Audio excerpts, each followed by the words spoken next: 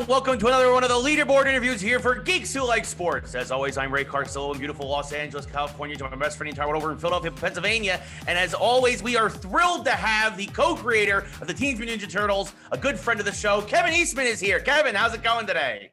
Cowabunga! So glad to be here with you guys again. This is awesome. Appreciate it.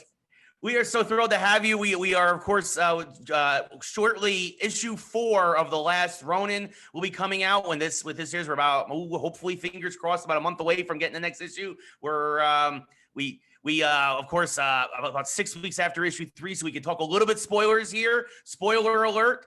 But me and Lee were talking before the show. One of our favorite things so far about this series has been the methodical killing of the turtles in each issue. We find the demise. I mean, we love the turtles, but finding out how each one goes issue by issue. Of course, in issue 3 was Leonardo alongside Casey Jones. We want to know what went into how each turtle went. We saw Raph go. We saw Leo go. We pretty much safely can assume Donnie is next. But what went into the each turtle's demise in the Last Ronin? It was really threading and interweaving the story that we wanted to tell in the level that, so in each passing, because the Last Ronin pretty much sums it all up in the title, as you know, obviously.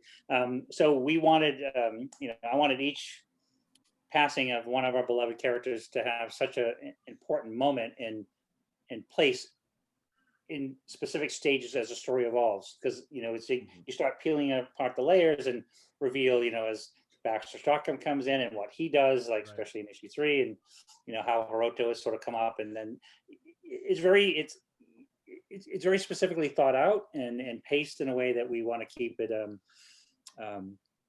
respectful and to our beloved heroes, and it's sad, but we want each of their moments to be as epic, because it is sort of, if you think about it, my first thought as I dove into the series, into what I wanted the series to be, is it's almost taking place right after issue 1, which the turtles were raised by Splinter to do away with Oroku Saki, the Shredder. It was a revenge story, and here we are 37 years later, and we're completing that story. So it's a challenge, and it's incredibly stressful. It's exhilarating, and a lot of work, because it's like, as I babble on here, it's like I feel like it's I'm directing a film, in the sense that every set, every background, every character, what everything looks like, I initially draw those, and I work with these, the Scorza brothers and Ben Bishop and the wonderful Tom Walsh as we put together this whole thing. But it's a full-on $100 million movie set. So without the $100 million, it's just me over there. As the co-creator, right? Like, I mean, and again, I would expect nothing less from you from doing this the right way. But personally, I mean, you're essentially burying your children. I mean, what is that like as a personal journey as a creator, to have to write these? And again, like, totally understand what you're saying about the quality of it, but like, as you personally, this has got to be a really weird experience. It is. It's a weird experience, and it is sort of like it's funny, because it goes back to the original story that Peter and I worked on in 1987. And what had happened, we'd gotten to issue 11, and it wrapped up a big storyline, and we were sort of going like, well, where do we go from here? And so we said, well, let's look at the long game. Let's look at 30 years down the road. Where will they be? So 1987, it would have been 2017. And so it was kind of the final story, if you will. And then we had a point to navigate to. And although that original concept never materialized, obviously, until now, we ended up in the same situation with the IDW series, is that as Tom and IDW and the whole team sort of came up to issue 100, we were looking a year into finishing issue 100, and it was the same thing. I was like, whoa, where do we go from here? And it was sort of like, I think it's time to sort of set aside all the amazing stuff and everything that we had done and accomplished in that 100 issues, and go, say, into a Dark Knight universe, which is sort of a universe of turtles within its own. It wasn't set in the IDW universe. It wasn't set in any other universe. It leans heavily, obviously, on the Mirage universe. And that was the spark. And it was, so the idea that was going to be, and that's where I came up with the name of, being the Last Ronin, and certainly Michelangelo being the first turtle ever drawn was there was no, to me, there was no second choice for who the Last Ronin would be. So, but yeah, it's trust me, it's heartbreaking. I'm writing this stuff and I'm laying this stuff out and I'm going like, oh geez. Yeah. It pulls on the old heartstrings. You know, you mentioned the Dark Knight, and it gives me a chance to bring up something that I thought was pretty cool at the very end of issue 3, which looked to me to be the turtle tumbler or the turtle tank. There, what was the inspiration for that? With April building this amazing monstrosity of a vehicle, and when can we find the ad actually in plastic and on toy shelves somewhere? Because I want one now. Yeah. Whenever I can't wait. I want one for sure. No, it was that really harkened back to some of the elements that Tom and I put in, and the stuff that I wanted to go into the series were things like, you know, the turtle van was based on issue number 3 of the Turtles, where we had April in her VW van.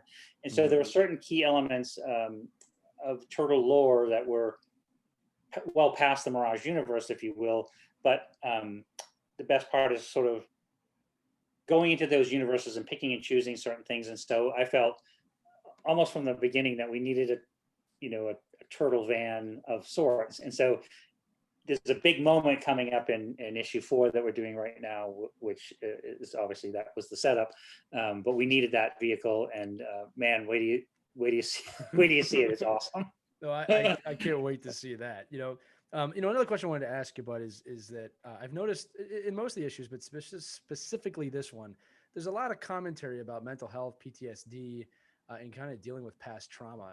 Was there an agenda with that? Is it just kind of go with the story? Is that a message you're trying to bring light to? Well, it's you know, in some ways, yes, and then, you know, certainly, you know, Tom is you know, we family of veterans. We have veterans in our family, and Tom was served in the Marine Corps and stuff. So there's sort of those issues, but it's sort of also leans heavily on, you know, I guess family trauma and drama, in that, you know, imagine if your whole life centered around you were raised to basically seek revenge on a really bad guy. Right. And so, you know, your first 15 years of life, so, and then, you know, assuming, as we all look at the whole rest of the turtle legacy, or the stuff that the Turtles have been through, it's been, you know, like including Karai. So it's been a lifelong thing of, I don't say Hatfields McCoys type of thing, but it's been this lifelong sort of, you know, tit for tat, and you know, it's just this life of never-ending revenge and one-upmanship and stuff. And so I said, I want to go back to issue 1, and that should have ended everything, and it didn't. And so now this is the chance to sort of have the final word and stop the lineage of the horror, I guess, or this crazy, you know, war that's gone on for forever. So, but there's definitely those issues, because that's traumatic, and, you know, and then having Michelangelo, who suffered the loss of all of his brothers and so on, that it's sort of his mental stability is and his ongoing, you know, mutation has progressed, and it's a thing, and it's important. That is definitely part of the message. Very cool. Yeah, no, it definitely, you know, it was interesting to see that. It is interesting to see Mikey's mutation continue. As you mentioned, we saw April taking vials of blood from him, continuing to experiment on him as that is progressing. It feels like there's something bigger being set up there, but there's also this really interesting parallel between I wanted to bring up April's daughter, Casey Marie, and Mikey, because when he's talking to the ghosts, to the shadows of his brothers, they mention that she's 16. That there's a lot of parallels between her and them, and kind of similarly, she's kind of not grown up to seek revenge, but to survive, and to be fighting the Foot Clan her whole life. Talk about the parallels between these two characters, and how that's a key element of this story.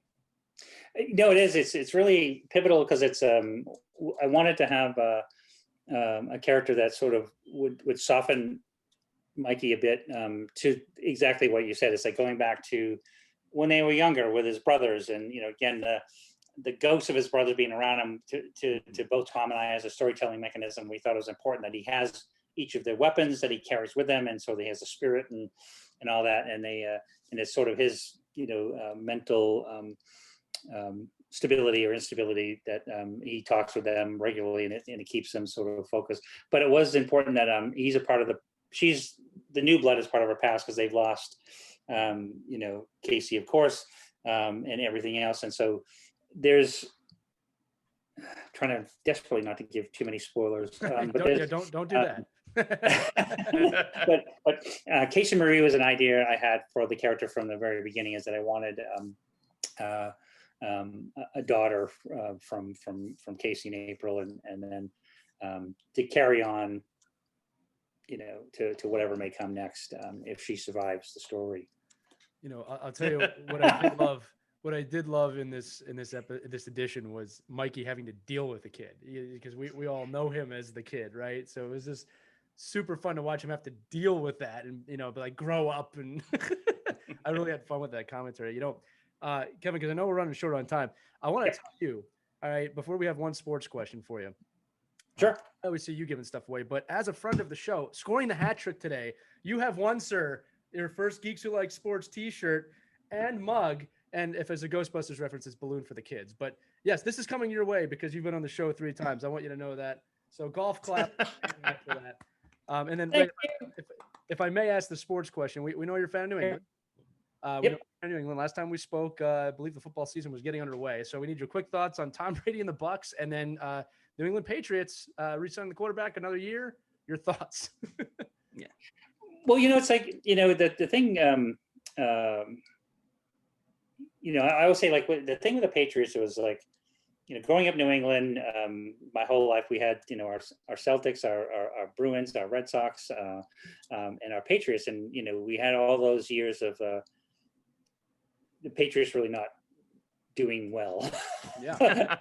so we suffered through some of the the bad times, and so when Mr. Brady came along and did such a fantastic job, and did all the amazing things, and I think it was a good time for him to make the break that he did, for all the reasons they did, going to the Bucs and then doing what they did, and even because our son Shane is he's a Patriots fan because Dad is, and we are, and a lot of his friends will tease him. They go like, "Oh, you're just jumping on the bandwagon." It's like, no, my dad was a Patriots fan his whole life, so I am too. And so we watched Gronkowski go with him, and I think he's got an Edelman shirt is on his wall in his bedroom and stuff. So, but yeah, no, we're hopeful for every season. I'm still a Patriots fan. Kudos to Tom Brady and everything he's accomplished for his career, not only for the Patriots but for himself in the sport. But yeah, we're still hopeful the Patriots will have a good season this year. So, Ray, nice Boston fans do exist, Ray. You see, I told you. you. I never said that there's not nice Boston fans. It's just my experience with Boston fans is a mixed bag. So, but obviously Kevin's on the good side. So, now before I let you go, I would be remiss if I did not ask you a video game question. We've had a lot of Turtle announcements with video games this year. So we have to ask you 2 things. First off, Shredder's Revenge, which is continuing the old side scrollers based on the late 80s, early 90s from the arcades. And just recently, yesterday, Nickelodeon announced what they're calling their All-Star Brawl, which is kind of like a Smash Brothers mix-up, and it has Leo and Mikey in it. Okay, so first question is, does anybody else in the Nickelodeon verse stand a chance against Leo and Mikey? Like, really, Helga from Hey Arnold is going to be taking on ninjutsu masters? Like, it feels like there's an unfair advantage there. Am I incorrect in that assumption?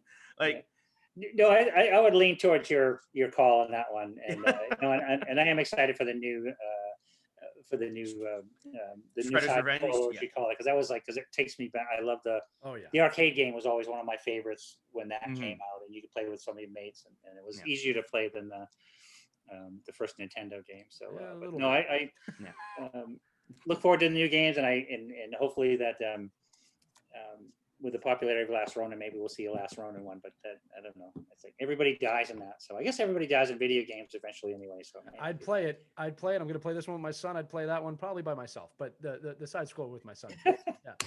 Yes. Shredder's Revenge is for everyone. A Last Ronin game, though. It's a single player game. You just have to play as Mikey, right? So that's That's the thing. So, but no, that's fantastic to hear, Kevin. We know you're pressed for time. Thank you so much for taking a few minutes out of your day to talk to us about Last Ronin and about Turtles in general. As always, you're more than welcome back on the show whenever you feel like it. We could talk Turtles all day with you if you'd let us.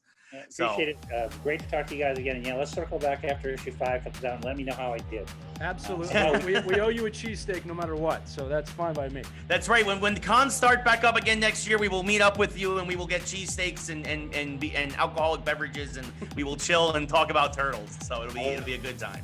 I look forward to that very much. Awesome. Kevin, thank you again so much for your time. This has been the Leaderboard Interviews with Kevin Eastman, and we are the Geeks Who Like Sports. See you next time.